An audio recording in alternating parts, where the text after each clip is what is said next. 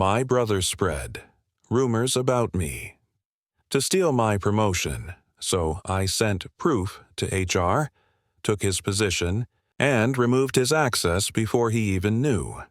I'm a 28-year-old guy, and I never thought the sharpest knife in my back would be held by my own brother. Growing up, people always assumed we were close because we were only 2 years apart, but the truth is, our relationship was built on silent competition. My parents had this habit of comparing us: who got the better grades, who scored higher in sports, who looked more successful in front of family friends. It wasn't encouragement. It was constant measuring, and I always felt like I had to prove myself twice as hard just to be noticed. Ethan, my younger brother, was different. He knew how to charm people. He could walk into a room, say the right things, and suddenly everyone was convinced he was some kind of golden child. Meanwhile, I was the one grinding in silence, pulling late nights with textbooks, or later with spreadsheets and project deadlines. He coasted on charisma.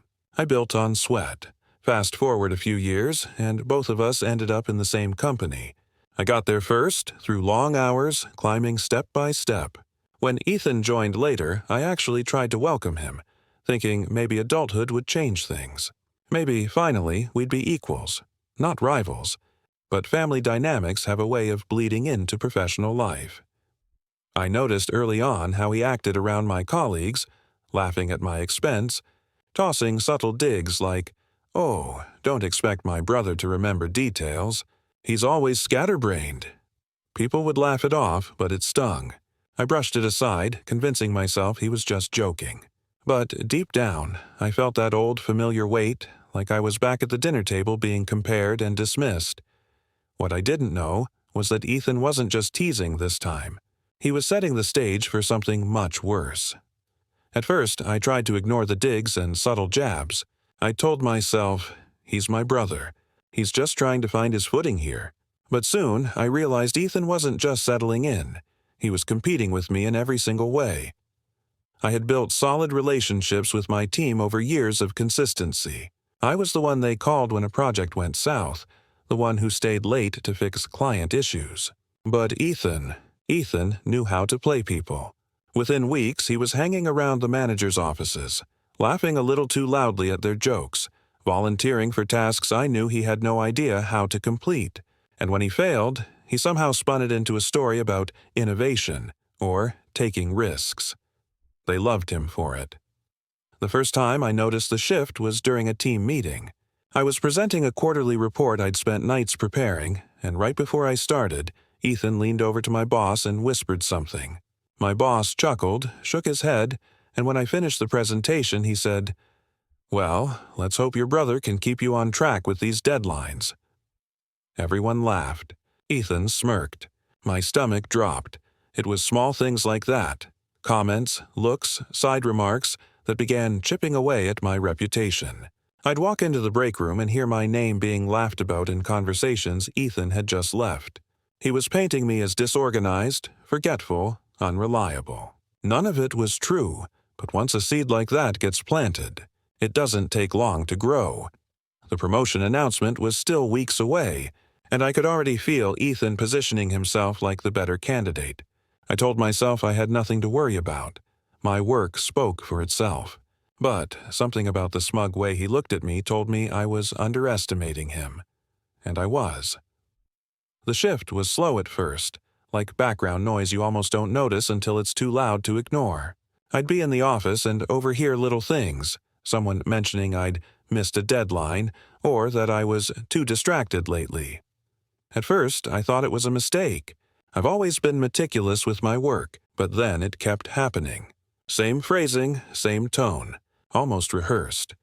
One day, a colleague casually asked me, "Hey, did you really mess up that client file last week? Ethan said you were stressed and forgot to save the final version." My jaw tightened because I hadn't even touched that file. It wasn't my project. I laughed it off, but inside I felt the ground shift. Ethan wasn't just making jokes anymore. He was planting rumors. The worst part? People believed him. He had this effortless charm, that grin he could flash like a magician's trick. If he said I was slacking, people chuckled and nodded like they'd always known.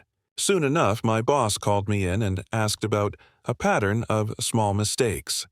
His exact words. A pattern. I sat there, stunned, trying to defend myself without sounding desperate. My boss didn't accuse me outright, but the seed of doubt had been sown. After that, every little thing I did felt magnified. If I stayed late, it looked like I was covering up mistakes. If I asked questions, it looked like I was unprepared. I was stuck in a shadow Ethan had carefully built, one whisper at a time. I remember catching Ethan's eye across the office once. He gave me the smallest smirk, like this was all just a game to him. My own brother, dismantling me piece by piece and enjoying every second of it. And I had no idea how far he was planning to take it. Not long after, HR sent out an email. The big promotion decision would be finalized within the next month. That one announcement turned the entire office into a quiet battlefield. People were suddenly more cautious, more performative. Every move mattered, every impression was calculated. And Ethan? He acted like it was already his. He started shadowing our manager, volunteering for projects he normally wouldn't touch, staying late just long enough for people to see him at his desk, pretending to be absorbed in work. But I knew Ethan. Half of the time, his screen was on social media or half-finished spreadsheets that I'd later be the one to fix. Still, perception was everything, and he was brilliant at playing the role. I, on the other hand, noticed how people began treating me differently. Lunch invites dwindled. Conversations went quiet when I walked into the room. Even coworkers I trusted seemed to hesitate before involving me in important discussions. It was subtle, but it stung. Ethan's rumors had created a ripple effect. Suddenly, I was the unreliable one, the guy barely holding it together. One afternoon, I overheard two colleagues whispering near the coffee machine. I like him, but he's disorganized. Ethan told me last week he had to step in and fix a report. I froze in place, the heat rising in my chest. That report was mine, and it had been flawless. Ethan had twisted reality so thoroughly that people didn't even question it anymore. The promotion that should have been mine, the one I'd earned through years of late nights and sacrifice, was slipping out of my hands, and all because my own brother was poisoning the air around me. I tried to push down the anger, but deep inside I knew, if I didn't stop him, Ethan was going to win. The cracks finally split wide open during a project meeting. I'd spent 2 weeks building a detailed proposal for a client who was notoriously difficult to please. I walked into the conference room, nervous but confident, ready to present. Before I could even open my laptop, Ethan leaned back in his chair and said with a laugh, "Funny thing, I actually helped my brother pull this one together." He was struggling to make sense of the data, so I cleaned it up for him. The room went silent for a second, then a few polite chuckles followed. My manager raised his eyebrows and said, "Well, good teamwork, I suppose." I froze, staring at Ethan. He was lying through his teeth. He hadn't even looked at the proposal. Every late night, every spreadsheet, every careful calculation, all mine. And now he was stealing it in front of everyone. I couldn't hold back. "That's not true," I said, my voice sharper than I intended. "You didn't touch this report." Ethan smirked, feigning innocence. "Relax, man. I was just trying to give you some credit. You're so defensive lately." The way he said it, calm, amused, like I was the problem, made me feel like the floor had vanished beneath me. A couple of coworkers exchanged glances, and suddenly I looked paranoid, unstable, exactly how he wanted me to appear. After the meeting, I pulled him aside. My voice was low but shaking. "Why are you doing this?" He tilted his head, smiling faintly. "Doing what?" "Maybe you're just not cut out for this promotion." "I am." That was the moment I realized this wasn't a misunderstanding or sibling rivalry anymore. Ethan wasn't just competing with me. He was dismantling me on purpose, piece by piece, and if I didn't find a way to fight back, I was going to lose everything I'd worked for. A week later, I got called into HR. My stomach knotted the second I saw the email, but I told myself it was just a routine check-in about the promotion. When I sat down across from the HR manager, though, the look on her face told me otherwise. "We've received some concerning communications tied to your account," she began carefully, sliding a printout across the table. My eyes scanned the page and my heart dropped.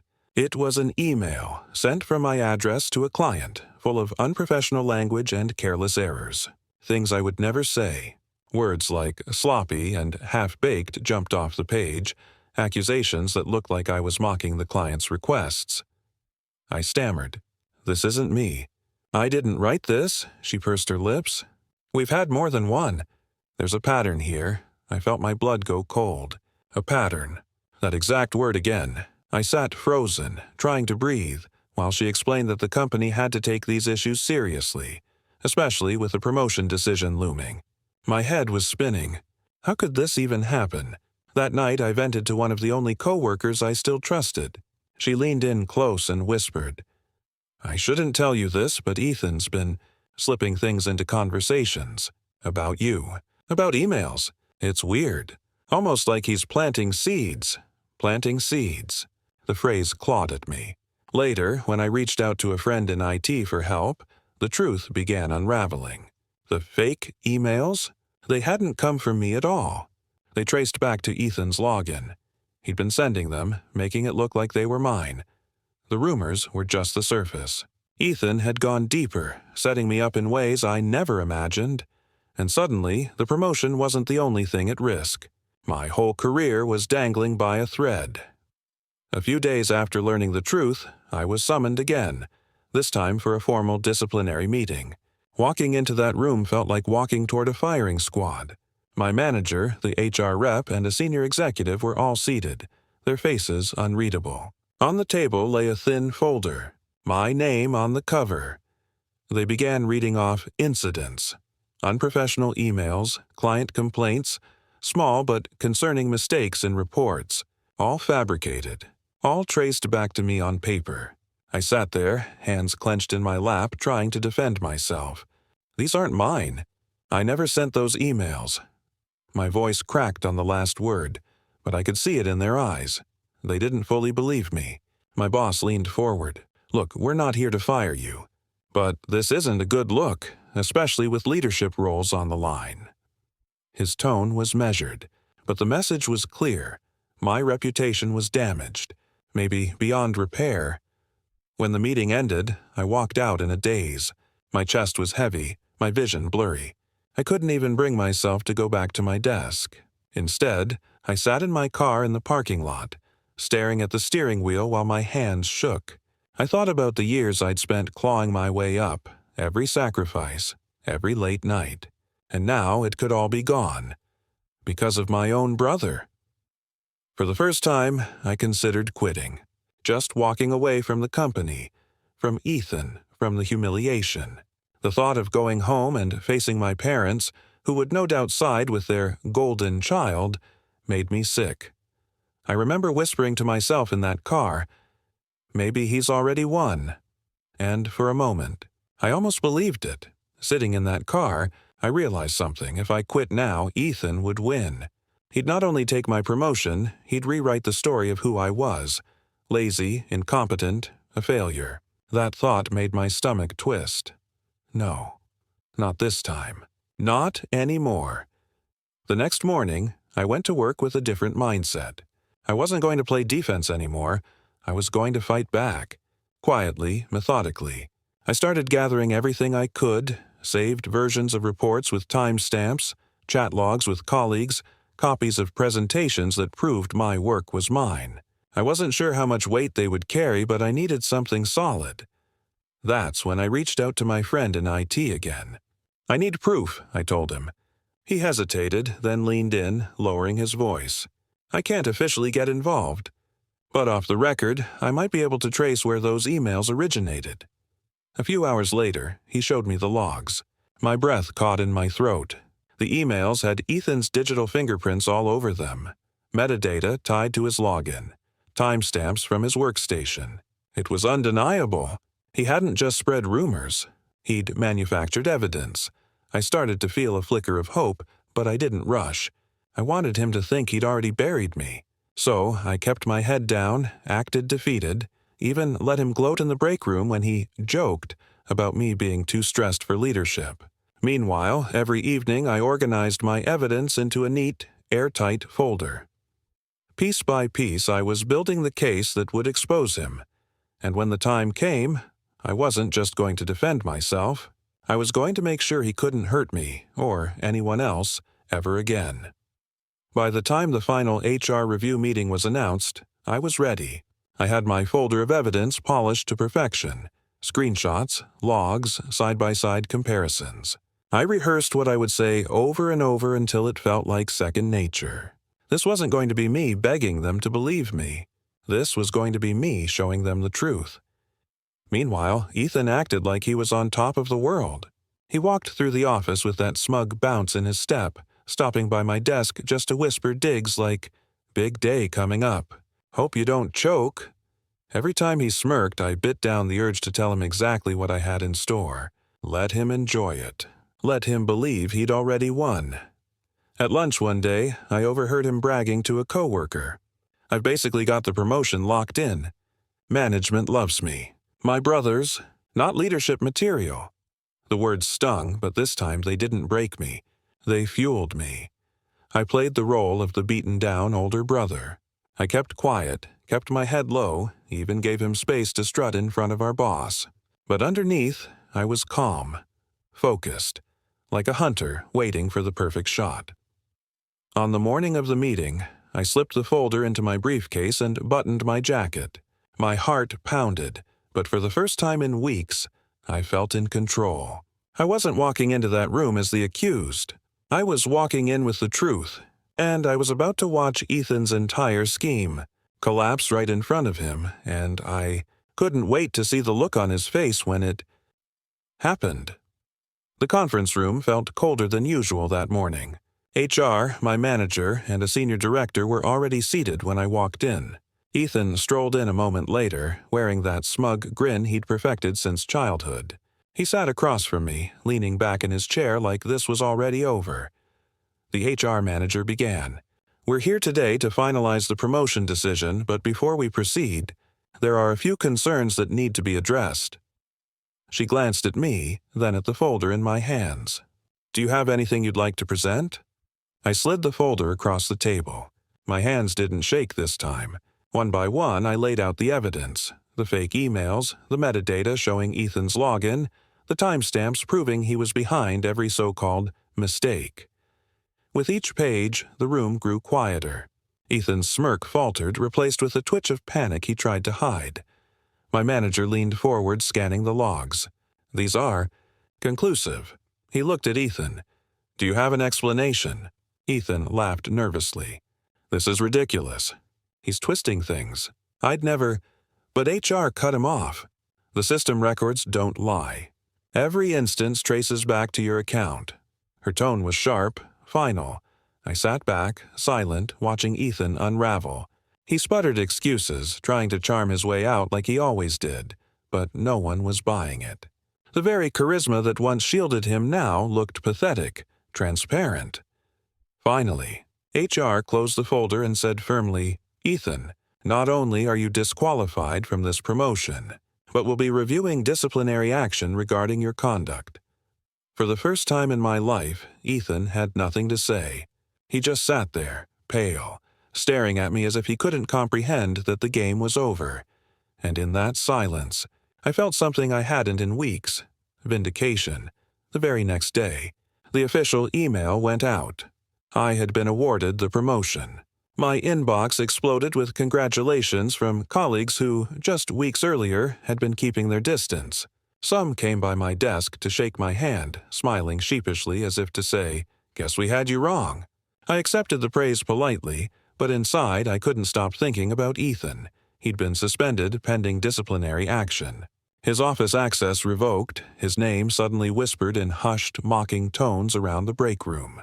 The same co-workers who once laughed at his jokes now avoided his gaze. The golden child had fallen, and I'd been the one to pull the rug out from under him, with nothing more than the truth. The sweetest part came when Ite asked me, in my new role, to oversee system access adjustments.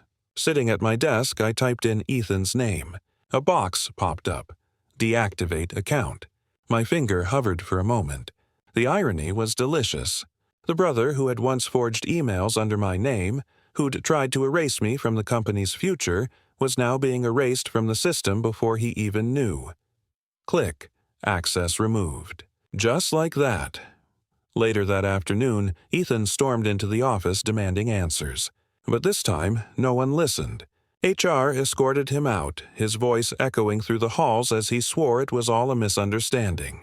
I didn't even look up from my desk. For the first time in years, I wasn't the one in his shadow. He was in mine. I thought I'd feel guilty, but all I felt was relief. Relief that the truth had finally silenced the lies. And yet, there was still one final realization waiting for me. Months later, I heard through mutual friends that Ethan had tried crawling back to the very people he once manipulated. First, he reached out to the ex-girlfriend he cheated on years ago, begging for another chance. She laughed in his face. Then he tried reconnecting with old colleagues, claiming he'd been framed. No one believed him. The golden child had burned every bridge he ever built. And then, almost predictably, he circled back to me. One morning, my phone buzzed with a message. I know we've had our differences, but we're still brothers. Can we talk? I stared at the screen for a long time. For years, I had begged for scraps of respect, begged to be seen, begged to not be invisible in my own family. Now the roles were reversed. He was the one on the outside, desperate for someone to pull him back in. But I didn't respond. I didn't need to. Walking away silently was the loudest thing I ever did. In the months that followed, my career soared. I used the promotion as a launching pad, building a reputation that wasn't tied to him or to anyone else. For the first time in my life, my success was mine alone. Not stolen, not sabotaged, not shadowed. My family eventually stopped asking about Ethan. They started asking about me instead. Dinners that once revolved around his achievements now centered on my stories, my work, my life. And I realized something profound. I had never needed revenge. I had never needed to win. All I needed was to stop chasing people who refused to see my worth and to let the truth speak louder than lies. Because sometimes the best revenge isn't fire or fury. It's peace, and I had finally found mine.